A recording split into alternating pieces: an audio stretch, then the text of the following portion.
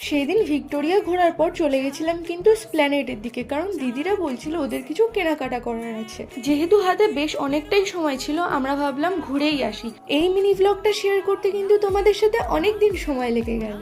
আর আমি যতবারই স্প্ল্যানেড এসেছি এই রাস্তাটাকে কখনোই ফাঁকা দেখিনি, আর এত ভিড়ের মধ্যে ভিডিও করতে প্রচণ্ডই অসুবিধা হচ্ছিল। শপিং করার টাইমে কিন্তু কোনো রকম আমরা ভিডিও করিনি। এরপর কিন্তু ঠান্ডা ঠান্ডা লেবুর জল খেয়ে আর কয়েকটা কানের কিনে কিন্তু আমরা বাড়ির দিকে চলে গেছিলাম। আর আসার পথে দিদির জন্য নিয়েছিলাম একটা বেন্টো কেক, কারণ ওই দিনই রাতে ওর জন্মদিন ছিল।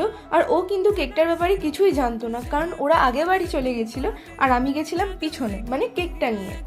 দিদি কিন্তু এই ছোটোখাটো সারপ্রাইজটা পেয়ে ভীষণ খুশি হয়েছিল।